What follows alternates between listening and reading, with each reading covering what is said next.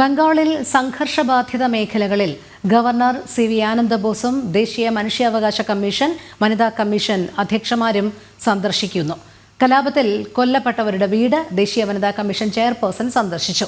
പലായനം ചെയ്ത ഹിന്ദു കുടുംബങ്ങളെ കേന്ദ്രസേനയുടെ സാന്നിധ്യത്തിൽ തിരിച്ചെത്തിക്കുന്ന നടപടിയും ആരംഭിച്ചിട്ടുണ്ട്. ജിഷ്ണു കൃഷ്ണൻ ചേരുന്നു. ജിഷ്ണു, സംഘർഷബാധിത മേഖലകളിൽ ഗവർണർ സി.വി. ആനന്ദബോസും ഒപ്പം ദേശീയ മനുഷ്യാവകാശ കമ്മീഷനും വനിതാ കമ്മീഷൻ അധ്യക്ഷന്മാരും സന്ദർശിച്ചു എന്നറിയാൻ കഴിയുന്നുണ്ട്. സന്ദർശനം ഇപ്പോഴും പുരോഗമിക്കുകയാണോ?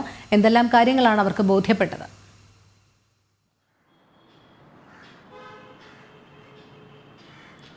രോഹിണി, ബംഗാളിൽ ഈ വഖഫ് നിയമ ഭേദഗതിക്കെതിരായ പ്രതിഷേധത്തിന്റെ മറവിൽ ഹിന്ദു വിരുദ്ധ കലാപം അരങ്ങേറിയിട്ടുള്ള മുർഷിദാബാദിന്റെ വിവിധ മേഖലകളിലാണ് ഗവർണർ സി.വി. ആനന്ദബോസും കൂടാതെ ദേശീയ മനുഷ്യാവകാശ കമ്മീഷൻ, ദേശീയ വനിതാ കമ്മീഷൻ അധ്യക്ഷ തുടങ്ങിയവർ സന്ദർശനം നടത്തുന്നത്. വിവിധ മേഖലകളിലാണ് ഇത്തരത്തിൽ സന്ദർശനം നടത്തുന്നത്.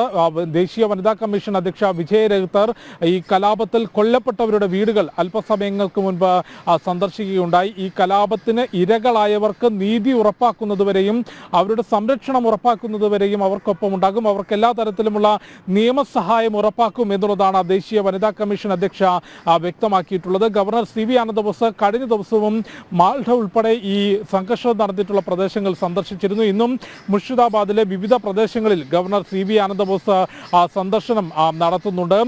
കഴിഞ്ഞ ദിവസങ്ങളിൽ വഖഫ് നിയമ ഭേദഗതിക്കെതിരായ വലിയ സമരം, പ്രതിഷേധങ്ങൾ അവിടെ നടന്നിരുന്നു. അത് തീവ്ര ഇസ്ലാമിക സംഘടനകൾ ഏറ്റെടുക്കുകയും വഖഫ് നിയമ ഭേദഗതിക്കെതിരെ പ്രതിഷേധിച്ചില്ലെങ്കിൽ അത് മുസ്ലിം മത ആചാരത്തെ മുഴുവനായും ബാധിക്കുമെന്ന വലിയ വ്യാജ പ്രചാരണം നടത്തിക്കൊണ്ട് അവിടെയുള്ള മുസ്ലിം ആളുകളെയെല്ലാം സംഘടിപ്പിക്കുകയും തുടർന്ന് അതൊരു അക്രമമായി മാറുകയും ഒരു സംഘർഷമായി മാറുകയുമാണ് മുർഷിദാബാദിൽ ഉണ്ടായിട്ടുള്ളത്. 100-ലധികം ആളുകൾക്ക് പരിക്കേറ്റിട്ടുണ്ട്. ദുലിയാനിൽ 3 പേർ കൊല്ലപ്പെട്ടു. മാൾഡ, മലോജ, ദുലിയാൻ പ്രദേശങ്ങളിൽ നിന്നായി നിരവധി കുടുംബങ്ങൾ കഴിഞ്ഞ ദിവസങ്ങളിൽ അവിടെ നിന്ന് പലായനം ചെയ്തിരുന്നു. വീടുകളിൽ കഴിഞ്ഞാൽ കൊല്ലപ്പെടുമെന്ന് ഉറപ്പാണ് എന്ന് പ്രതികരിച്ചുകൊണ്ടായിരുന്നു ഈ കുടുംബങ്ങൾ അവിടെ നിന്ന് പലായനം ചെയ്തത്. കഴിഞ്ഞ 24 മണിക്കൂറിലധികമായി കേന്ദ്രസേന മുഴുവൻ പ്രദേശങ്ങളിലും, മുർഷിദാബാദിലെ സംഘർഷം നടന്ന ഏകദേശം മുഴുവൻ പ്രദേശങ്ങളിലും കേന്ദ്രസേനയുടെ സാന്നിധ്യം ഉറപ്പാക്കാൻ സാധിച്ചിട്ടുണ്ട്. കേന്ദ്രസേനയുടെ സാന്നിധ്യത്തിൽ നേരത്തെ അവിടെ നിന്ന് പലായനം ചെയ്ത ഹിന്ദു കുടുംബങ്ങളെ തിരിച്ചെത്തിക്കുന്നതിനുള്ള നടപടികൾ ഇപ്പോൾ പുരോഗമിക്കുകയാണ്. ഒപ്പം ഗവർണർ വിശദമായ റിപ്പോർട്ട് കേന്ദ്ര സർക്കാരിന് സമർപ്പിക്കുമെന്ന് മനസ്സിലാക്കുന്നു. കേന്ദ്ര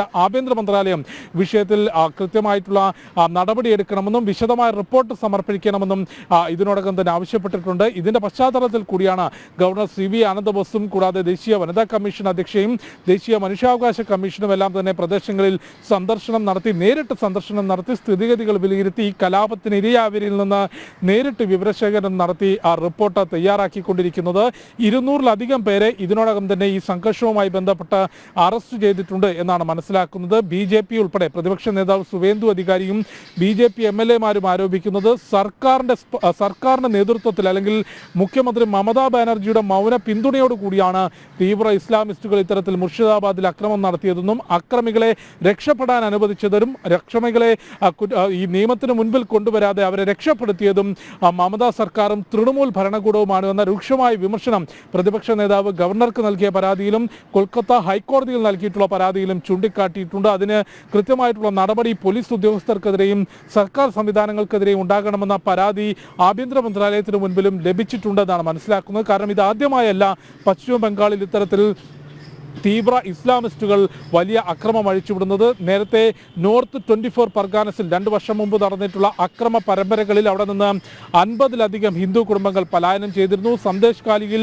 നിരവധി ഗ്രാമങ്ങൾ ഇത്തരത്തിൽ തൃണമൂൽ ഗുണ്ടകളും തീവ്ര ഇസ്ലാമിസ്റ്റുകളും ചേർന്ന് അടക്കി ഭരിച്ചതിന്റെ വാർത്തകൾ പുറത്തു വരുന്നിരുന്നു. ഏറ്റവും ഒടുവിൽ മുർഷിദാബാദിലും വഖഫ് നിയമ ഭേദഗതിക്കെതിരായ പ്രതിഷേധത്തിന്റെ മറവിലാണ് ഹിന്ദു വിരുദ്ധ കലാപം നടന്നിട്ടുള്ളത്. ഈ കലാപം നടന്നിട്ടുള്ള മേഖലകൾ ഇപ്പോൾ ഗവർണർ സി.വി. ആനന്ദബോസും കൂടാതെ മനുഷ്യാവകാശ കമ്മീഷനും വനിതാ കമ്മീഷനും സന്ദർശിക്കുകയാണ്. രോഹിണി. ശരി, ജിഷ്ണു കൃഷ്ണനാണ് വിവരങ്ങൾ നൽകിയത്.